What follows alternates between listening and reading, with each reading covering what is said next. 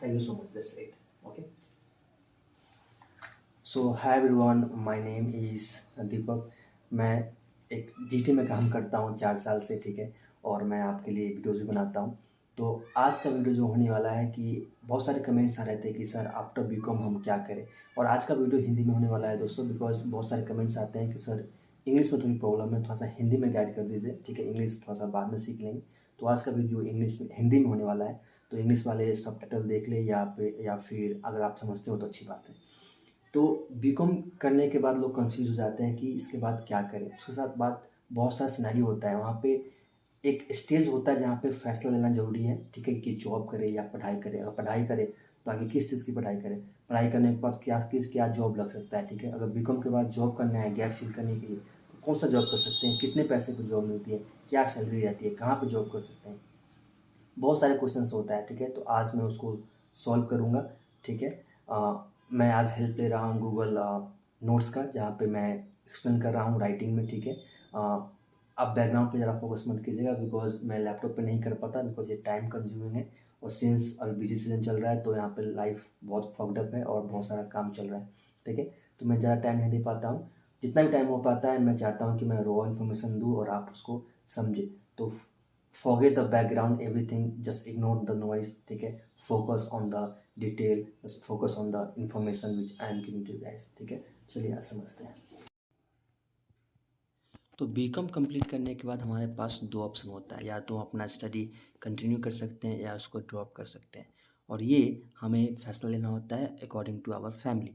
अगर फैमिली हमारी अफोर्ड कर पा रही है हमारी स्टडी, ओके, पैसे के मामले में, then we can continue.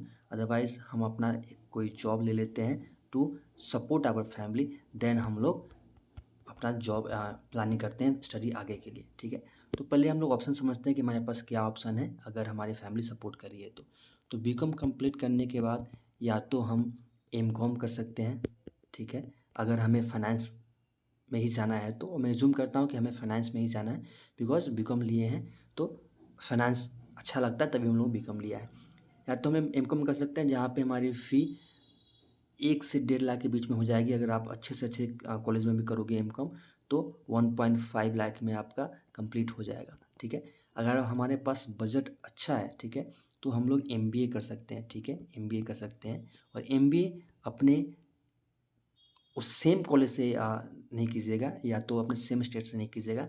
Try to go outside the box, ठीक है, जहाँ पे आपको एक्सपोजर ज़्यादा मिले, ठीक है।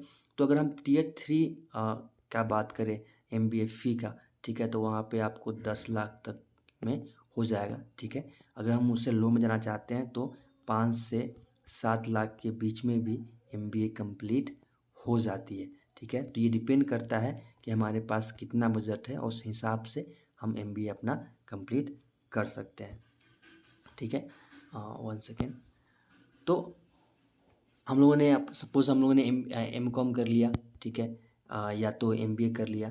नाउ हमारे पास क्या कैरियर लाइन है, ठीक है, पढ़ने के लिए किधर हम लोगों को जॉब मिल सकता है। तो अब हम लोग बात करेंगे कि जॉब हमें कहाँ पे मिल सकता है, ठीक है।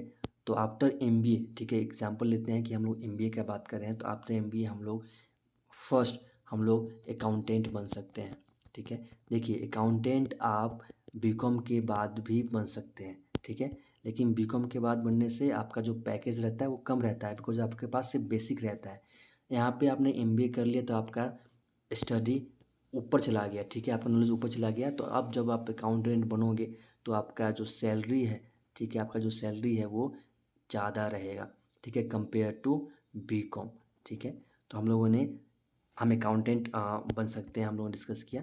हम लोग टैक्स एनालिस्ट बन सकते हैं, ठीक है, सीए फॉर्म में, या तो हम लोग इंडियन टैक्सेशन पे आईटी इंडियन टैक्स, ठीक है, इनकम टैक्स, ओके, वहाँ पे जॉब कर सकते हैं, ठीक है, एज अ फाइलर, ठीक है। ये इंडियन कंपनी के लिए। अगर आप चाहो, ठीक है, तो आप यूएस टैक्स में भी टैक्स एनालिस्ट बन सकते हो, ठीक है। यूएस जो टैक्स होता है ये बहुत ही ग्रोइंग इंडस्ट्री है। यहाँ पे अपना आप करियर बना सकते हो एज अ टैक्स एनालिस्ट, ठीक है, यहाँ पे आप करियर अपना बना सकते हो, ठीक है। आप ऑडिट में भी जा सकते हो, ठीक है, आप ऑडिट में भी जा सकते हो। डिपेंड करता है कि आपका इंटरेस्ट किस चीज़ में है, ठीक है। मैं अभी फाइनेंस में बता रहा हूँ। आप टैक्स में जा सकते हो, टैक्स हो गया, ऑडिट हो गया, आप जा सकते हो कंसल्टेंट में, ठीक है, इसमें जा सकते हो। ये 3 हो गया। अपार्ट फ्रॉम दैट, ठीक है, एमबीए आपने फाइनेंस से किया है तो आप फाइनेंशियल एनालिस्ट भी बन सकते हो, फाइनेंशियल एनालिस्ट भी बन सकते हो, ठीक है, उसके पास भी चांसेस है। आप इन्वेस्टमेंट बैंकिंग में जा सकते हो, ठीक है।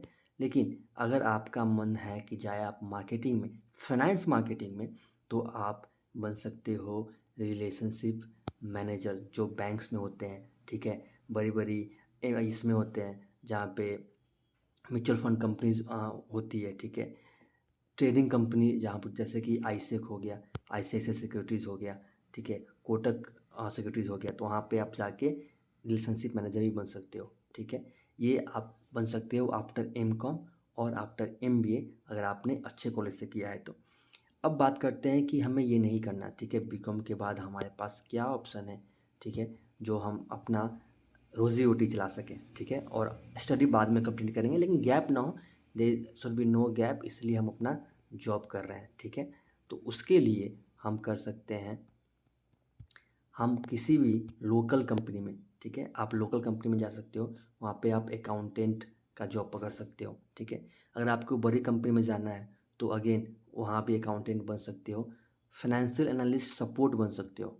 फाइनेंशियल एनालिस्ट सपोर्ट मीन्स जो फाइनेंशियल एनालिस्ट काम करते हैं, जो उनके बैकग्राउंड काम होता है, ठीक है, वो आपको करना पड़ेगा, ठीक है।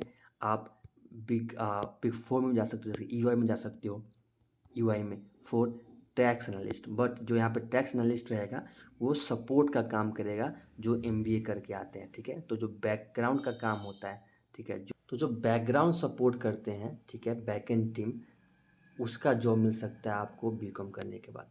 अगर पैकेज की बात करें, ठीक है, तो आपको 3 से लेके 5 लाख का पैकेज मिल सकता है पर एनम, ठीक है। ये वेरिएबल प्लस फिक्स दोनों रहता है, ठीक है, तो आपको यहाँ मिल सकता है। बट अगर आप एमबीए के बाद जाओगे तो उस लेवल पे जॉब जो हायर लेवल पे है आपको मिल सकता है 5 to 7 lakh per annum. But जब आप बीकॉम करने के बाद जॉब करते हो, ठीक है, तो जब आपका प्रमोशन का टाइम आता है, ठीक है, तो वहाँ पे आपका हायर एजुकेशन मांगा जाता है, ठीक है, तो वहाँ पे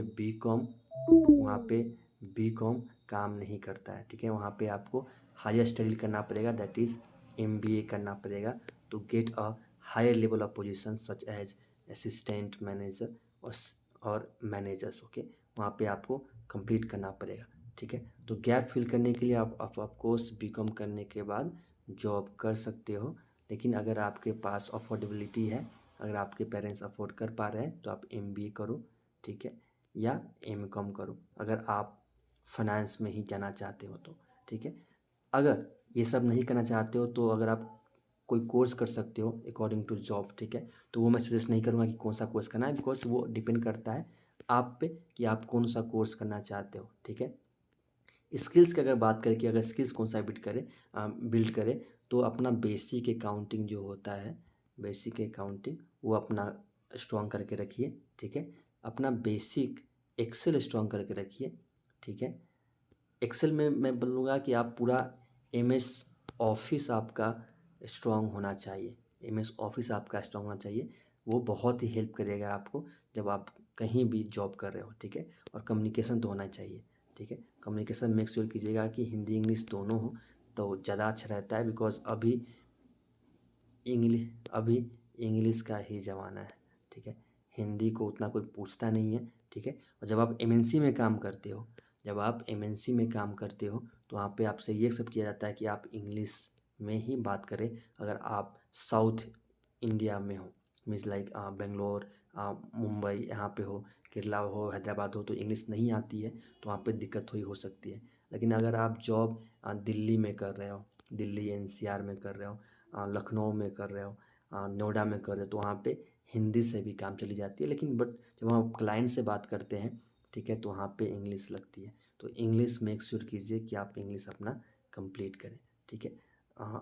आज के लिए इतना ही। Let me know if you have any question for me, ठीक है, मैं आपको कमेंट में आपको आंसर दे दूँगा।